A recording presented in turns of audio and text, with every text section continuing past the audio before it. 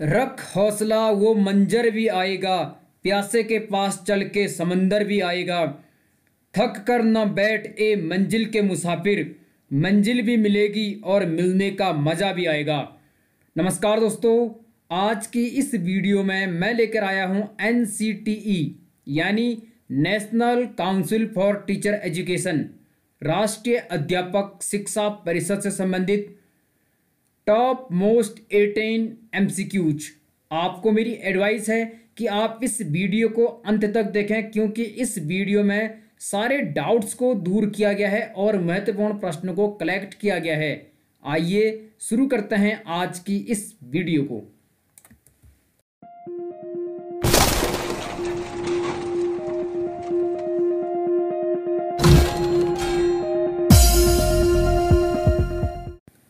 जैसे कि आप देख पा रहे हैं, राष्ट्रीय अध्यापक शिक्षा परिषद यानी national council for teacher education, जिसे शॉर्ट में NCTE कहते हैं। सबसे पहले हम जानते हैं इस टॉपिक से संबंधित कुछ महत्वपूर्ण तथ्य और अंत में हम 18 मोस्ट इम्पोर्टेंट परीक्षा उपयोगी प्रश्नों को हल करेंगे। वीडियो काफ़ी महत्वपूर्ण है, सारे डाउट्स इसमें क्लियर होने वाले हैं, अंत तक देखिए।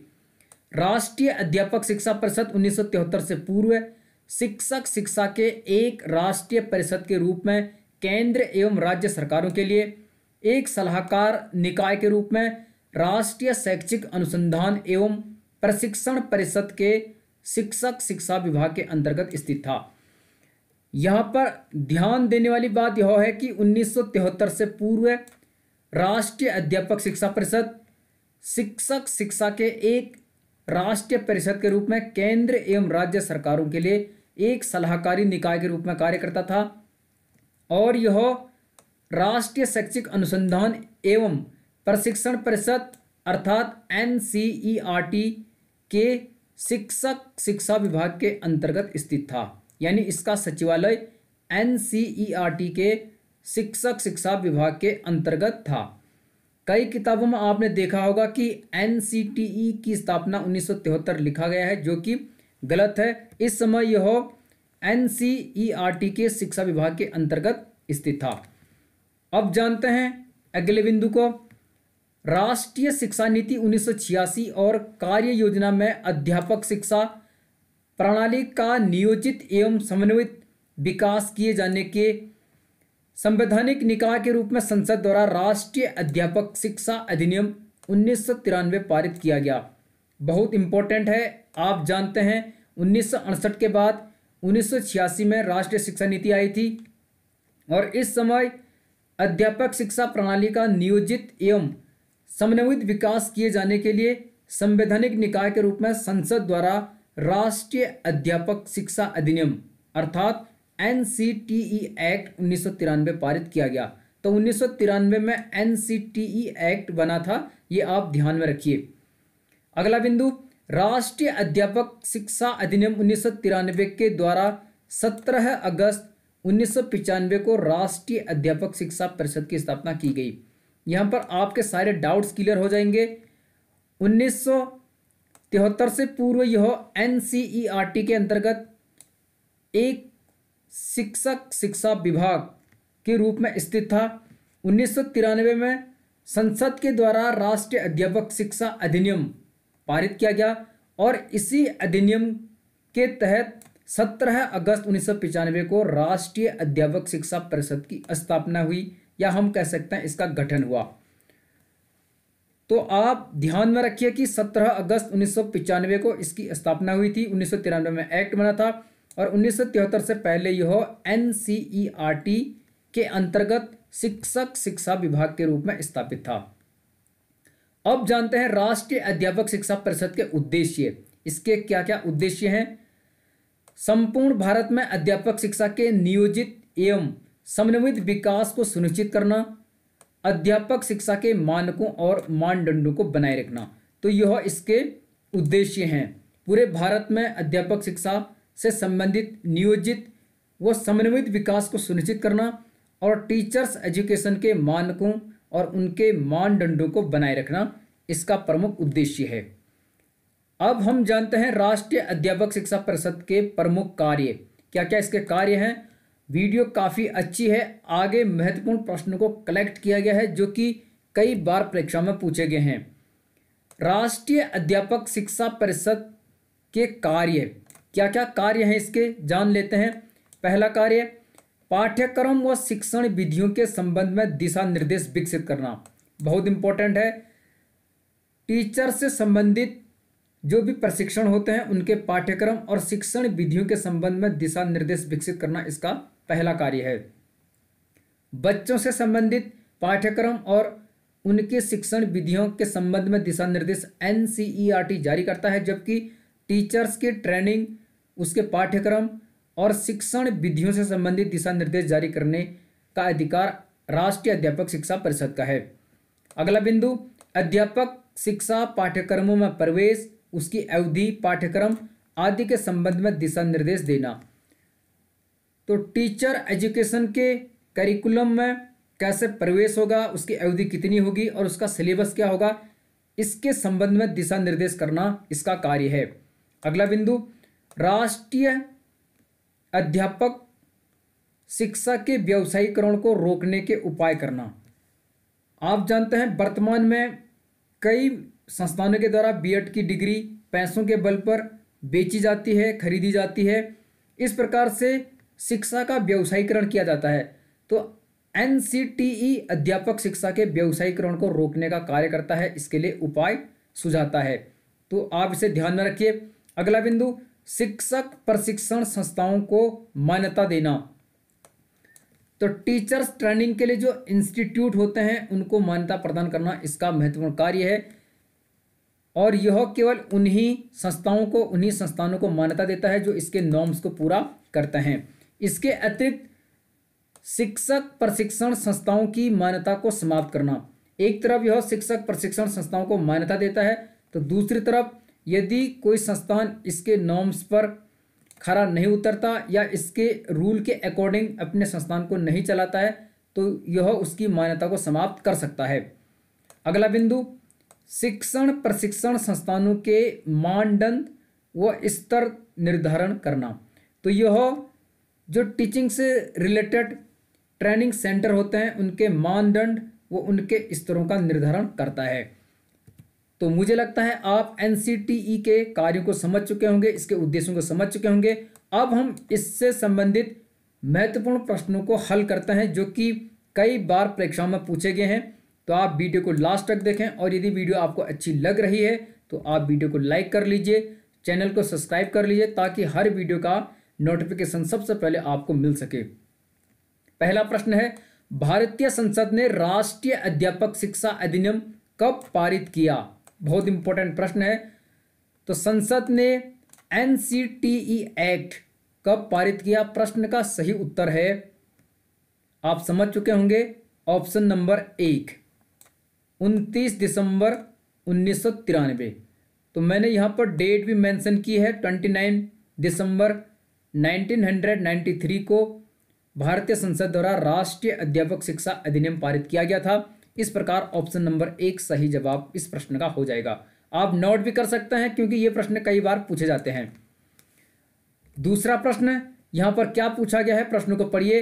NCTE 1973 से पूर्व निम्न में से किसके अंतर्गत एक राष्ट्रीय परिषद के रूप में केंद्र एवं राज्य सरकारों के लिए एक सलाहकार निकाय के रूप में शिक्षक शिक्षा विभाग के अंतर्गत स्थित था। अभी हमने ऊपर डिस्कस किया था। आप भी इस प्रश्न का सही जवाब बता सकते हैं। इसका सही उत्तर है ऑप्शन 1, NCERT द्वारा। तो 1973 से पूर्व यह शिक्षक शिक्षा विभाग के अंतर्गत स्थित था, जो कि NCERT के अंतर्गत था। तो आप इसे समझ चुके होंगे। ये प्रश्न काफ़ी इंपॉर्टेंट है और यहाँ से आपके सारे डाउट्स क्लियर हो जाएंगे, क्योंकि कई पुस्तकों में NCTE की स्थापना 1973 लिखा गया है। आप इस वीडियो में सारे डाउट्स अपने क्लियर कर लीजिए। अगला प्रश्न, राष्ट्रीय अध्यापक शिक्षा परिषद की स्थापना कब की गई। बहुत इंपॉर्टेंट प्रश्न है। इसका गठन कब किया गया, इसकी स्थापना कब की गई। इस प्रश्न का सही उत्तर है ऑप्शन नंबर 3, 17 अगस्त 1995 को। ध्यान दीजिए, 17 अगस्त 1995 को इसकी स्थापना की गई थी। 1993 में एक्ट बना और 1995 में इसकी स्थापना की गई। 1973 से पहले यह NCERT के अंतर्गत एक शिक्षक शिक्षा विभाग के रूप में स्थापित था। ठीक है, तो मुझे लगता है आप प्रश्नों को अच्छे से समझ रहे होंगे। अगला प्रश्न, राष्ट्रीय अध्यापक शिक्षा परिषद का मुख्यालय कहाँ स्थित है, यानी इसका हेड क्वार्टर कहाँ पर स्थित है। प्रश्न का सही उत्तर है ऑप्शन 4 नई दिल्ली। तो NCTE का हेड क्वार्टर यानी मुख्यालय है नई दिल्ली में। इस प्रकार ऑप्शन नंबर 4 इस प्रश्न का सही उत्तर हो जाएगा।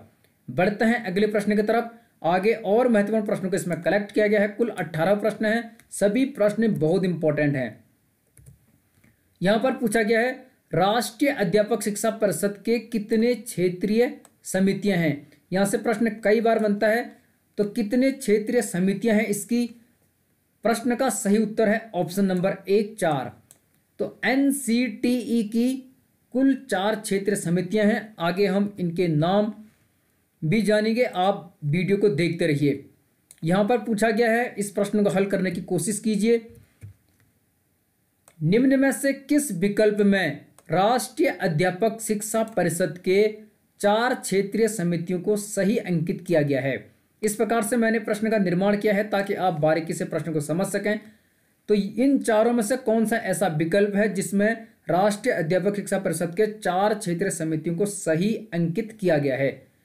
प्रश्न का सही जवाब है ऑप्शन नंबर 2 भुवनेश्वर, भोपाल, बेंगलुरु और जयपुर। भुवनेश्वर जो कि उड़ीसा में है, भोपाल मध्य प्रदेश में, बेंगलुरु कर्नाटक में और जयपुर है राजस्थान में। तो यह इसका सही उत्तर है। आप इसे आसानी से याद भी रख सकते हैं। याद रखने का तरीका, भुवनेश्वर, भोपाल और बेंगलुरु तीनों का एक ही उच्चारण है लगभग, और उसके बाद आप जयपुर को याद रखिए तो आप इसे आसानी से याद कर सकते हैं। कई बार इनमें से एक विकल्प को मिस करते हुए प्रश्न बनाया जाता है कि कौन सा है कौन सा नहीं है, आप ध्यान दीजिए। यह प्रश्न में काफी इंपॉर्टेंट है, बारीकी से प्रश्न पर ध्यान दीजिए। निम्न में से किस समूह में NCTE के 4 क्षेत्रीय समितियों यथा पूर्वी, पश्चिमी, उत्तरी एवं दक्षिणी को सही सुमेलित किया गया है। तो NCTE की 4 क्षेत्रीय समितियां हैं जो कि पूरब, पश्चिम, उत्तर, दक्षिण में हैं। तो इन 4 विकल्पों में से किस विकल्प में इसे सही सुमेलित किया गया है, जो कि पूरब, पश्चिम, उत्तर, दक्षिण के हिसाब से सही होंगे क्रमशः। इस प्रश्न का सही उत्तर है ऑप्शन नंबर 1, ये वाला सही हो जाएगा। ठीक है, ध्यान दीजिए। पूर्वी इसका भुवनेश्वर में है जो कि उड़ीसा में होगा, और इसके बाद पश्चिमी इसका भोपाल में है, ध्यान दीजिए मध्य प्रदेश में, उत्तरी जयपुर में है राजस्थान, और दक्षिणी इसका बेंगलुरु में है कर्नाटक। तो इस प्रकार से आप प्रश्नों को बारीक से समझ लीजिए, ऐसा प्रश्न बन सकता है। पूर्वी, पश्चिमी, उत्तरी, दक्षिणी क्षेत्रीय समितियां कहां पर हैं, प्रश्न किसी भी रूप में बन सकता है, इसलिए आप इसका स्क्रीनशॉट ले लीजिए या इसे नोट कर सकते हैं। अगला प्रश्न, इस प्रश्न को पढ़िए, उत्तर देने की कोशिश कीजिए। निम्न में से कौन NCTE का कार्य है या है। एक भी कार्य हो सकता है, एक से अधिक भी हो सकते हैं। पहला है शिक्षक प्रशिक्षण संस्थानों को मान्यता देना, एकदम सही। यह इसी का कार्य है कि यह टीचर्स ट्रेनिंग इंस्टीट्यूट को मान्यता प्रदान करता है। इसके अलावा शिक्षक प्रशिक्षण संस्थानों की मान्यता को समाप्त करना, एकदम सही। यह उनकी वैधता को, उनकी मान्यता को समाप्त कर सकता है। तीसरा है शिक्षण प्रशिक्षण संस्थानों के मानदंड व स्तर निर्धारित करना, एकदम सही। इस प्रकार उपरोक्त सभी ऑप्शन नंबर 4 इसका सही जवाब हो जाएगा। तो ये सभी कार्य NCTE के हैं, ध्यान दीजिए। इस वीडियो को देखने के बाद आपके सारे कंसेप्ट क्लियर हो जाएंगे, आपको कभी इस टॉपिक से संबंधित कोई दिक्कत नहीं आने वाली है। अगला प्रश्न, निम्न में से कौन राष्ट्रीय अध्यापक शिक्षा परिषद का कार्य नहीं है। यहां पर क्या पूछा गया है, नहीं है। प्रश्न को ध्यान से देखिए और उत्तर देने की कोशिश कीजिए वीडियो को पॉज करके। पहला है पाठ्यक्रम व शिक्षण विधियों के संबंध में दिशा निर्देश विकसित करना, एकदम सही। करिकुलम, सिलेबस या टीचिंग मेथड के संबंध में यह दिशा निर्देश विकसित करता है। अध्यापक शिक्षा पाठ्यक्रमों में प्रवेश, उसकी अवधि और पाठ्यक्रम आदि के संबंध में दिशा निर्देश देना, अभी हमने ऊपर डिस्कस किया था, तो ये भी इसी का कार्य है। अध्यापक शिक्षा के व्यावसायीकरण को रोकने के उपाय करना, एकदम सही, यह टीचर्स एजुकेशन के व्यावसायीकरण को रोकने का प्रयास करता है। अध्यापकों की भर्ती करना, यह इसका कार्य बिल्कुल नहीं है। इस प्रकार ऑप्शन नंबर 4 इसका सही जवाब हो जाएगा। यह बशर्ते अध्यापकों की भर्ती से संबंधित सिलेबस, उसका पाठ्यक्रम अवश्य तय करता है, लेकिन शिक्षकों की भर्ती करना इसका कार्य नहीं है। इस प्रकार ऑप्शन नंबर 4 इस प्रश्न का सही उत्तर हो जाएगा। बढ़ते हैं अगले प्रश्न की तरफ। काफी इंपॉर्टेंट प्रश्न है, ये प्रश्न काफी बार पूछा गया है कई परीक्षाओं में, ध्यान दीजिए। Indian journal of teacher education नामक पत्रिका का प्रकाशन किस संस्था द्वारा किया जाता है? ध्यान दीजिए, एक पत्रिका है Indian journal of teacher education, इस पत्रिका का प्रकाशन किस संस्था द्वारा किया जाता है? प्रश्न का सही उत्तर है ऑप्शन नंबर 2 NCTE। तो इस संस्था द्वारा Indian journal of teacher education नामक पत्रिका का संपादन किया जाता है। आप इसे ध्यान में रखिए, कई बार यह प्रश्न पूछा गया है।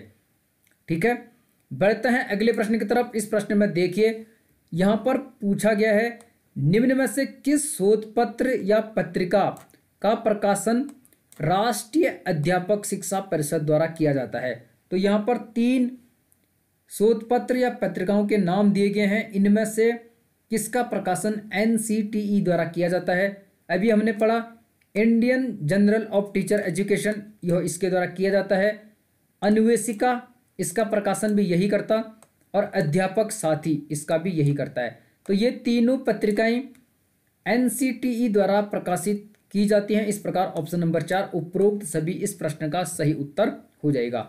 स्क्रीनशॉट भी ले सकते हैं, क्योंकि ये प्रश्न कई बार परीक्षाओं में पूछे गए हैं, मैंने इनको कई सोर्सेस से कलेक्ट किया है।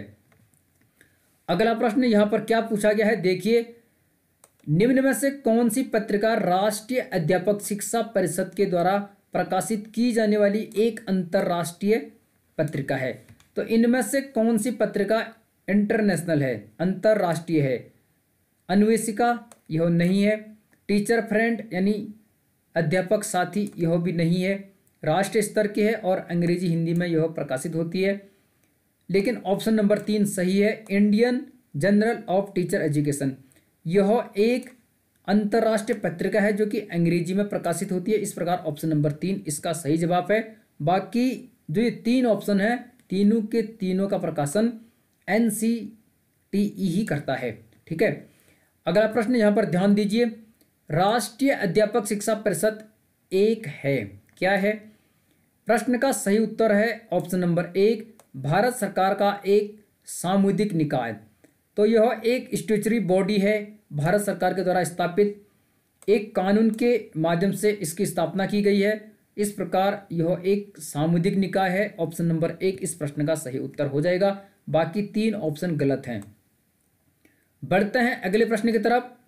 यहां पर क्या पूछा गया है, निम्न में से NCTE का ध्येय वाक्य है, यानी मोटो क्या है इसका? प्रश्न का सही उत्तर है ऑप्शन नंबर 3 गुरूर गुरुत्तमो धाम। गुरूर गुरुत्तमो धाम NCTE का ध्येय वाक्य यानी मोटो है। इस प्रकार का भी प्रश्न बन सकता है, आप ध्यान में रखिए।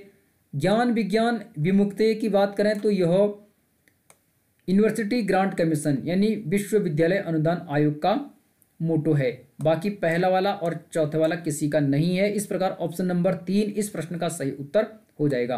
कई बार प्रश्न ऐसे भी बन जाते हैं। अगला प्रश्न, इस प्रश्न पर ध्यान दीजिए, निम्न में से NCTE का कार्य है या है? एक भी हो सकता है, एक से अधिक भी हो सकते हैं। इन प्रश्नों को हल करने से आपके सारे कंसेप्ट क्लियर होंगे और आपको किसी दूसरे सोर्सेस से पढ़ने की जरूरत नहीं पड़ेगी।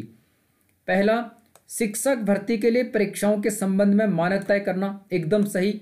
यह बशर्ते शिक्षकों की भर्ती नहीं करता है, लेकिन शिक्षक भर्ती से संबंधित परीक्षाओं के संबंध में मानक तय करता है।